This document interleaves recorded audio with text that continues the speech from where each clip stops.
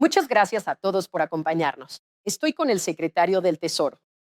Hablemos de comercio y aranceles, pues el presidente Trump marcó el tono antes de llegar, amenazando con aranceles a los aliados europeos. Hasta que apoyen sus planes de adquirir Groenlandia, ¿cómo justifica tomar el control de un país cuando, de hecho, Dinamarca y Groenlandia han dicho que no están interesados? María, creo que el presidente tiene una visión muy firme sobre la seguridad del hemisferio occidental y cree que Estados Unidos no debería externalizar nuestra seguridad nacional.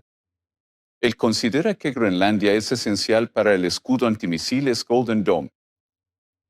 Y también, el presidente, como de costumbre, es el movimiento después del movimiento que, como parte de la OTAN, creo que le preocupa al presidente que, si hubiera una incursión en Groenlandia, Estados Unidos sería llamado a defender Groenlandia. Groenlandia se está volviendo cada vez más atractiva para la conquista extranjera y él cree firmemente que debe ser parte de Estados Unidos para prevenir un conflicto en lugar de involucrar a Estados Unidos en un conflicto abierto y quedar expuesto. Entonces, no se espera que Groenlandia tenga la capacidad de detener cualquier misil potencial que pudiera impactar a Estados Unidos. En otras palabras, Groenlandia sin la propiedad de Estados Unidos. La propiedad hace vulnerable a Estados Unidos. ¿Es esa la principal queja del presidente? Bueno, creo que es eso y que Estados Unidos. Existe la oportunidad para Estados Unidos involucrarse ex post en una guerra cinética si otro país invadiera Groenlandia. Y ningún país va a afirmar el control de Groenlandia si Estados Unidos controla Groenlandia. Secretario, ¿qué quiere decir sobre la respuesta aquí? Quiero decir, la Unión Europea está respondiendo, diciendo que no vamos a completar nuestro acuerdo comercial con Estados Unidos. Por esto, ya han convocado una cumbre de emergencia para más adelante en la semana sobre esta situación de Groenlandia. Bueno, diría exactamente lo mismo que dije después del Día de la Liberación el pasado abril. Cuando el presidente impuso aranceles a todo el mundo, le digo a todos, siéntense, respiren hondo, no respondan, no respondan. El presidente estará aquí mañana y transmitirá su mensaje. Creo que va a tener reuniones. Y, de nuevo, también hay que mantener la mente abierta. ¿Por qué esta respuesta tan rápida en cuanto a, sabes, esto es un no? Y por cierto, María, esto ha estado en la mente de los presidentes estadounidenses durante más de 150 años. Durante más de 150 años. Así que la vulnerabilidad ya se percibía incluso en ese entonces. Bueno, o el valor estratégico de Groenlandia. Y creo que, a medida que hay más rutas comerciales que pasan cerca de Groenlandia, Groenlandia se vuelve cada vez más valiosa. Secretario, ya estamos viendo una reacción en los mercados. Las tasas están subiendo en Estados Unidos. Ahora mismo han subido 7 puntos básicos en el bono a 10 años. Las tasas están subiendo en Japón. ¿Qué quiere decir sobre esta reacción del mercado que estamos viendo? Bueno, María, creo que es muy difícil disociar la reacción del mercado de lo que está sucediendo endógenamente en Japón. Así, en los últimos 2 días, Japón ha experimentado un movimiento de sexta desviación estándar en su mercado de bonos. Fuera, eso sería lo que ha sucedido en Japón. JGB. 10 años equivaldría a un movimiento de 50 puntos básicos en Estados Unidos. Por lo tanto, creo que es muy difícil desglosar las repercusiones que tiene Japón. He estado en contacto con mis homólogos económicos en Japón y estoy seguro de que ellos comenzarán a decir las cosas que calmarán al mercado. Entonces, ¿cuáles son los planes respecto a los aranceles sobre Europa? Bueno, estamos en proceso de completar un muy buen acuerdo comercial para ambas partes. Así que el plan es seguir adelante con el acuerdo comercial. Por supuesto, el presidente ha dicho que, el 1 de febrero, implementará un arancel del 10%. Si los daneses no quieren ceder Groenlandia y es uno de los 8 países que enviaron tropas a Groenlandia. Entonces, ¿qué quiere decir sobre la alianza de la OTAN? Quiero decir, Dinamarca ha sido un aliado de mucho tiempo. La Unión Europea está unida en contra de cualquier movimiento. ¿Cómo avanza usted? Con lo que parece ser un movimiento estratégico para Estados Unidos, pero también preservando la alianza de la OTAN. Bueno, mire, creo que la alianza de la OTAN es muy segura, sólida, y gracias al presidente Trump, nunca ha estado más protegida. Cuando el presidente Trump asumió en su primer mandato, los países europeos y Canadá no estaban cumpliendo con su gasto, cuanto era porcentaje del PIB. Ahora sí lo están haciendo. Tienen mucho por ponerse al día. Y María, para ponerlo en perspectiva, desde 1980 Estados Unidos de América ha contribuido o gastado 22 billones de dólares más en defensa que toda la OTAN. Así que, aproximadamente con la misma cantidad de población, y nosotros hemos gastado 22 billones de dólares más. Eso equivale a 2/3 de nuestra deuda pública pendiente. Los europeos han estado gastando el dinero en bienestar social, en carreteras, en educación, y ya es hora de que paguen más, cosa que han aceptado hacer. Sí, muchos de ellos ya han dado el paso, como Polonia. Todos lo han hecho, excepto España. De acuerdo. ¿Y no cree que un acuerdo de seguridad en el Ártico sería suficiente en lo que respecta a Groenlandia? Bueno, creo que lo que estamos viendo con una base que hemos compartido con Reino Unido durante muchos años. El Reino Unido está cediendo la isla a Mauricio. Así que, de nuevo, puedo entender por qué el presidente cree eso para Estados Unidos. Compromiso, no queremos otro Diego García en nuestras manos. Este es un punto muy importante que usted plantea. En términos de tarifas, ¿cuánto dinero se ha generado hasta ahora a partir de ellas? Por supuesto, él. La histeria sobre los aranceles del presidente Trump ha disminuido desde abril del año pasado. ¿Cuál es la tasa de ejecución total en este momento? Sí, son cientos de millones de dólares, María.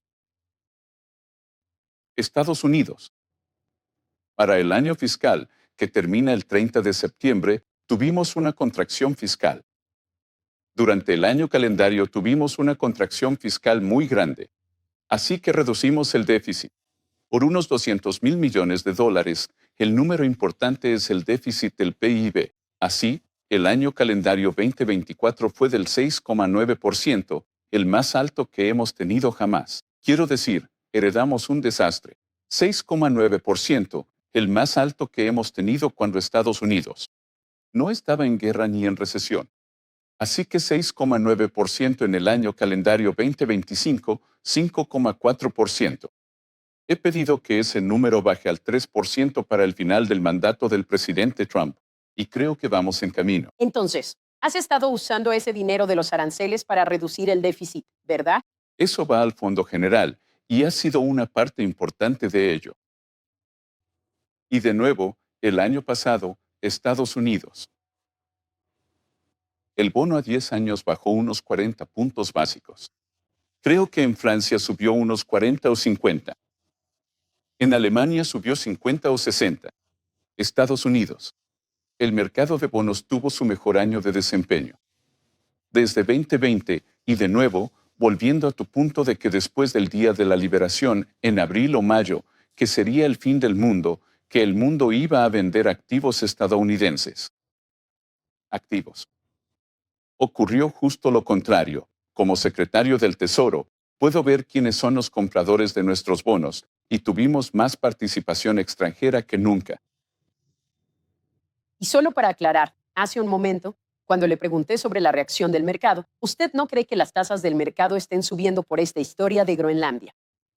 Usted piensa que lo que está ocurriendo en Japón es específico de Japón. Bueno, creo que la situación de Japón, que el mercado allí, de nuevo, tuvo un movimiento de 6 desviaciones estándar. Y eso estaba ocurriendo antes de cualquier noticia sobre Groenlandia. Las tasas alemanas, francesas y japonesas suben, estas últimas se disparan. Así que quiero abordar la historia macroeconómica en un momento. Pero permítame quedarme en el tema de los aranceles un momento más porque podríamos escuchar algo de la Corte Suprema en cualquier momento. Y Por supuesto, la Corte Suprema emitirá un fallo sobre el uso de aranceles por parte del presidente durante una, entre comillas, emergencia. La razón de la IEPA por la que usted realmente ha impuesto algunos de estos aranceles.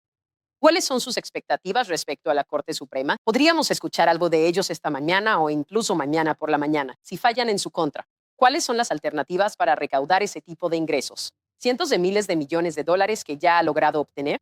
Bueno, María, creo que es muy poco probable que la Corte Suprema anule la política económica emblemática de un presidente. No lo hizo al principio con la K, también conocida como Obamacare. Recientemente reforzaron eso. Y el verdadero problema aquí es, el presidente Trump ha utilizado la IEPA como herramienta de negociación en situaciones de emergencia geopolítica.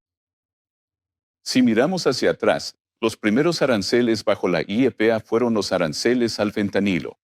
Así que sobre México, sobre Canadá, sobre China. Y si el fentanilo no es una emergencia nacional, no sé qué lo sería. 100, 200,000 estadounidenses mueren cada año y debido a eso, México se sentó a negociar, Canadá se sentó a negociar, China, que exporta sus precursores químicos, todos se han sentado a negociar. Y estamos viendo una disminución sustancial en la protección del pueblo estadounidense. El 8 de octubre, el gobierno chino anunció controles de exportación de tierras raras para todo el mundo, no solo para Estados Unidos, lo que habría causado un colapso industrial. El presidente amenazó con aranceles del 100% a China. Si hacían esto, mi homólogo chino, que ha sido un muy buen interlocutor, se quedó en silencio durante un par de días. Los chinos inmediatamente se sentaron a negociar y aplazaron los controles de exportación un año. Y el presidente Trump insistió en que yo negociara en nombre de todo el mundo. Así que, ya sabes, en cuanto a Estados Unidos, liderando, esto es lo que, así es como se ve el liderazgo. Se pudo utilizar los aranceles de Saifa para negociar en nombre de todo el mundo industrial. Es clave aquí. Me alegra que hayas mencionado a China. Voy a volver a hablar de China. Pero ya que estamos aquí, ¿cuál es el último calendario sobre el tan esperado acuerdo comercial bilateral con China? Tuve una reunión con mi homólogo chino aquí en Davos. Anoche, el viceprimer ministro Uli Feng me dijo que justo esta semana han completado sus compras de soja. Y esperamos con ansias los 25 millones de toneladas del próximo año. Le sugerí que tal vez quisiera comprar un poco más, porque el presidente Trump siempre menciona eso con el presidente del Partido 11 cuando hablan. Y han hecho todo lo que dijeron que iban a hacer. ¿Tienen tierras raras? ¿El flujo de imanes continúa o están poniendo restricciones a eso? Porque hubo informes el año pasado de que los chinos decían, enviaremos las tierras raras, pero no las enviaremos a ninguna empresa vinculada al sector de defensa y a los Estados Unidos. Militar. Están fluyendo como se esperaba. Estamos en una tasa de cumplimiento que está en el 90%, lo cual creo que es bastante satisfactorio. Siguieron, aún siendo de defensa, porque creo que intentaron hacer lo mismo con Japón también. Bueno, Japón y China se han visto envueltos en una disputa. Una escaramuza por algunos comentarios que hizo el primer ministro japonés. Así que Estados Unidos es inmune a eso. En macroeconomía, la economía de Estados Unidos funciona mejor de lo previsto.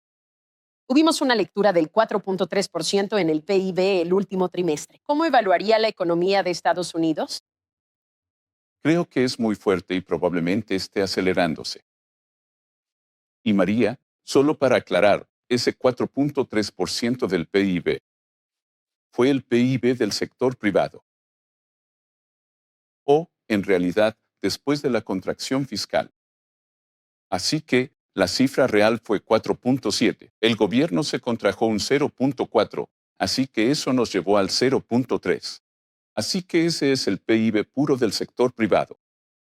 Y la política económica del presidente Trump, acuerdos fiscales, acuerdos comerciales y desregulación. La desregulación, que creo que probablemente es la parte más poderosa, es Realmente está empezando a tener efecto ahora.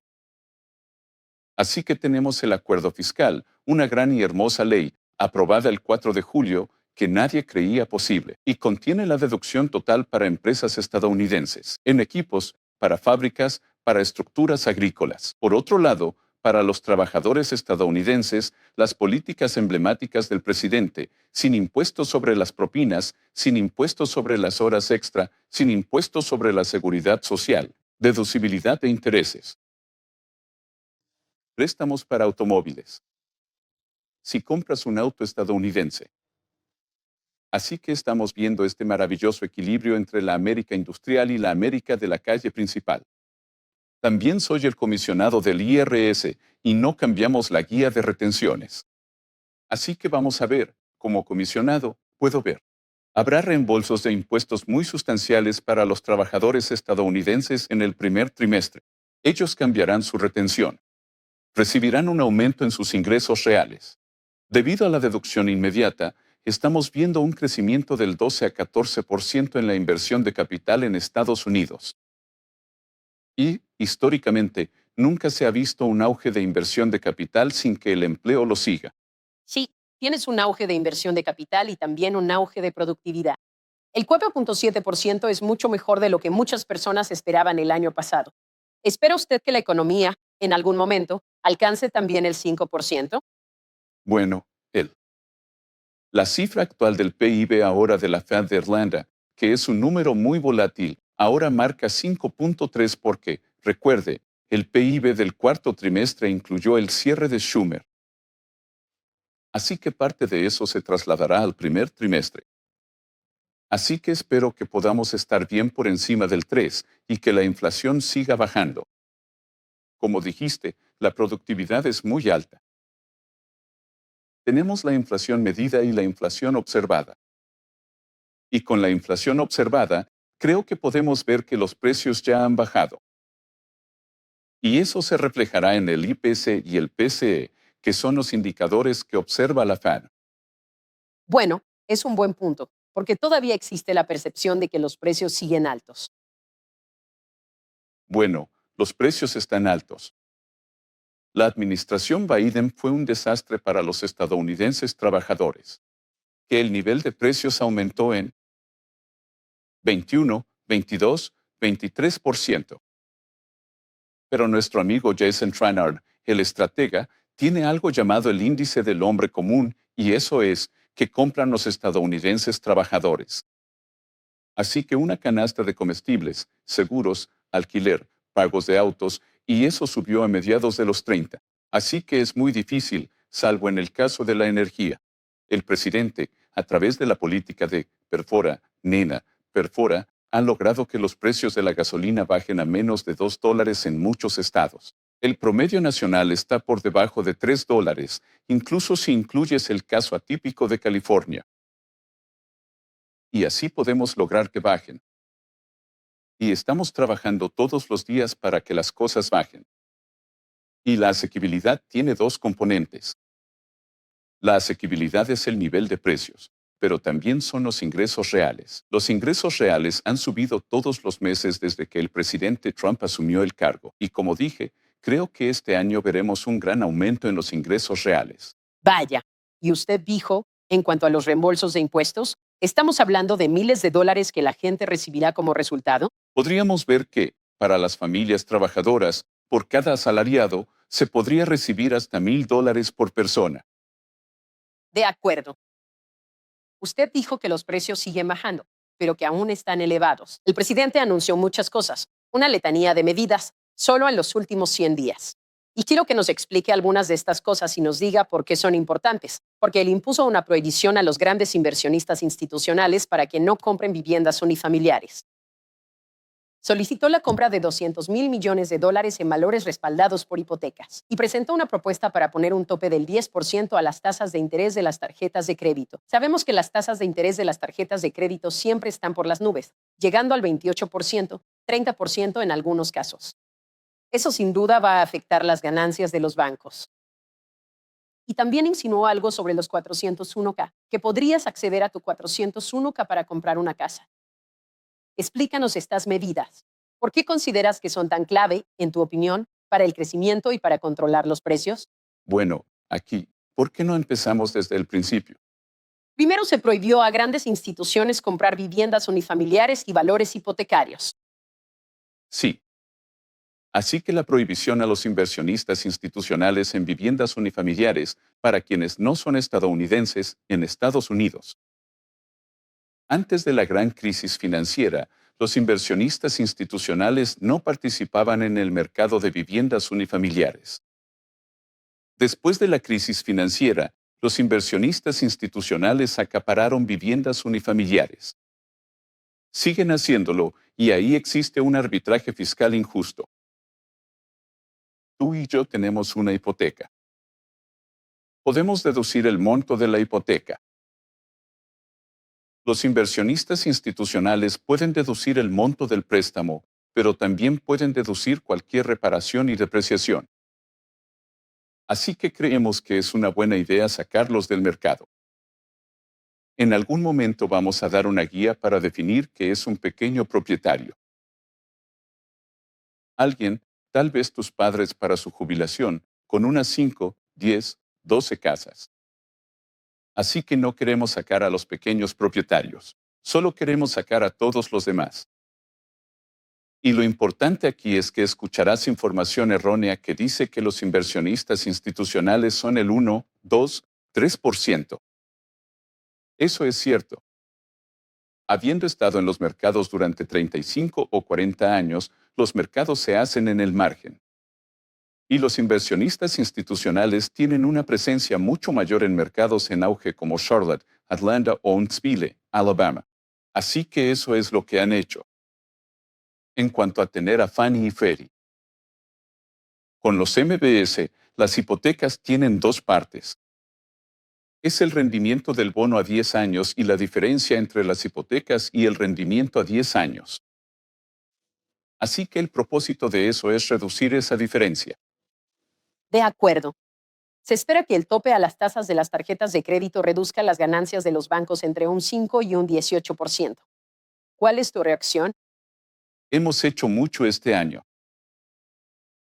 Las acciones bancarias están en un nuevo máximo. A través de mi puesto en el FSOC, el Consejo de Supervisión de Estabilidad Financiera y los tres reguladores bancarios, la Reserva Federal, la OCC y la FDIC, hemos hecho mucho para desregular los bancos. Sus ganancias han subido considerablemente. Más importante aún, esto ha incrementado su capacidad de otorgar préstamos. Las cifras de Oliver Wyman, no las mías, estiman que hay 2,5 billones de dólares de capacidad adicional para prestar. Otra cosa en la que se ha enfocado esta administración y en la que yo me he enfocado son los bancos pequeños y comunitarios. Porque lo que sucedió después de la gran crisis financiera, con todas las regulaciones de Dodd-Frank, fue que teníamos bancos demasiado grandes para quebrar, pero luego, con los bancos pequeños, eran demasiado pequeños para tener éxito. En este laberinto regulatorio, hemos perdido más del 50%, el 50% de los bancos pequeños y comunitarios. Y ellos impulsan los préstamos a pequeñas empresas, préstamos inmobiliarios y préstamos agrícolas. Así que estamos tratando de recuperar eso. Sí, es un gran punto porque los agricultores realmente necesitan los préstamos de estos pequeños bancos comunitarios. Mire, secretario, quiero conocer su opinión general sobre lo que ha hecho hasta ahora, porque el presidente. El año pasado, justo después de la investidura, me senté con el presidente y le pregunté cómo quería que se viera la economía dentro de 4 años, cuando terminara su mandato. Y fue muy claro. Dijo que quería que la empresa privada fuera la que predominara. Un año después, han tomado una participación del 10% en Intel. Han tomado una participación en MP. Ahora, sé que estos son temas de seguridad nacional. Y el otro día, el presidente les dijo a los contratistas de defensa, no paguen dividendos, no recompren ninguna de sus acciones. Tienen que cumplir con lo que el país necesita en términos de producción de armamento. Entonces, ¿qué le diría a la gente que dice, miren, aquí hay un supuesto presidente y secretario del Tesoro capitalistas, y sin embargo no es la empresa privada la que dirige las cosas? El presidente les está diciendo a los contratistas de defensa qué hacer, y ustedes han tomado participaciones en estas empresas. Un par de cosas, María. Creo que lo único bueno que salió del COVID fue que sirvió como una prueba de lo que pasaría si nuestras cadenas de suministro se rompieran debido a una guerra cinética. Así que vimos que hay 5, 6, 7 industrias clave que tenemos que relocalizar. Así que todo lo que acabas de decir, los imanes de tierras raras, tenemos que liberarnos del control de China. Los semiconductores, yo diría eso. La mayor amenaza para la economía mundial, el mayor punto de falla única, es ese. El 97% de los chips de alta gama se fabrican en Taiwán. Si esa isla fuera bloqueada, si esa capacidad fuera destruida, sería un apocalipsis económico. Así que estamos relocalizando la industria de semiconductores en Estados Unidos. Con los contratistas de defensa no son diferentes a los bancos sistémicamente importantes. Existen, al igual que los bancos sistémicamente importantes, existen gracias al respaldo de la Reserva Federal, gracias a las regulaciones. Y estos contratistas de defensa le han fallado al pueblo estadounidense. Le han fallado al pueblo estadounidense. Tienen 5, 6, 7 años de retraso en el cumplimiento de sus contratos. Y existen gracias a Estados Unidos, al Departamento de Guerra. Así que no creo que sea irrazonable decirles que, hasta nuevo aviso, necesitan construir más fábricas y recomprar menos acciones. Y por cierto, María, estos directores ejecutivos están ganando 30, 50 millones de dólares al año por fallarle al pueblo estadounidense. Así que no veo ninguna discrepancia ahí. Y como dijiste, todo lo que está en tu lista, todo en tu lista es defensa nacional. Así que una vez que ellos alcancen algún nivel normalizado de retraso, no sé si son 2 años, 3 años, entonces podemos hablar de eliminar esas restricciones. Entonces, lo que estás diciendo es que quieres que la empresa privada lidere, pero cuando se trata de seguridad nacional, el gobierno será accionista. Y de nuevo, mucho de esto no es privado. Sabes, hemos visto lo que pasa cuando los mercados libres se vuelven un poco pervertidos. ¿Por qué? ¿Qué pasa con los minerales críticos que varias empresas han intentado desarrollar? Minerales críticos, instalaciones en Estados Unidos, y los chinos llegan con precios más bajos, los superan y luego terminan en bancarrota. Así que vamos a implementar un sistema con precios mínimos y máximos. Y cuando hablas de multilateralismo y de liderazgo de Estados Unidos, yo mismo fui anfitrión en el Tesoro el lunes pasado del G7++. Así que G7 más Australia, más India, más México, más Corea del Sur. Y estamos trabajando a toda velocidad para crear un bloque de minerales críticos donde podamos extraer, procesar y refinar minerales críticos. Y China no tendrá esa espada sobre nuestras cabezas. Entonces, ¿cuánto tiempo crees que pasará hasta que Estados Unidos sea realmente independiente en cuanto al refinamiento de estos minerales, independiente en cuanto al petróleo, etcétera? Quiero decir, sé que Estados Unidos es el mayor productor de todos modos, pero esperas que sea este año, el próximo año. ¿Cuál es tu cronograma respecto a que Estados Unidos no dependa de China para estas cosas? Bueno, obviamente en cuanto a energía, ya somos independientes. Somos una superpotencia energética, más. Y yo diría entre 18 y 24 meses. Hace como 2 meses fui a mi estado natal, Carolina del Sur. Y en Carolina del Sur, por primera vez en 25 años, hay un productor allí que fabricó imanes de tierras raras. Así que están empezando a salir de la cadena de suministro. Ellos creen que en 2 años podrán cubrir la mayor parte de la demanda de imanes de tierras raras.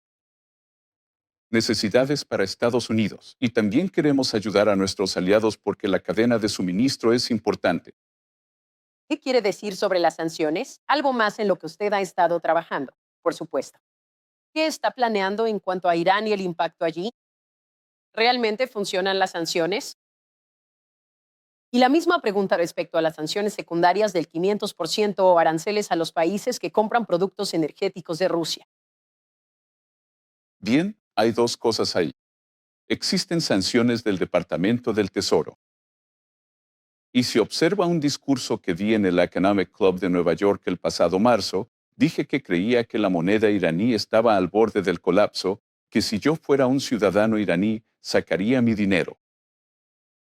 El presidente Trump ordenó al Tesoro y a nuestra división OFAC, la Oficina de Control de Activos Extranjeros, que ejercieran la máxima presión sobre Irán y ha funcionado. Porque en diciembre su economía colapsó. Vimos cómo se hundía un importante banco. El Banco Central ha comenzado a imprimir dinero. Hay escasez de dólares. No pueden conseguir importaciones.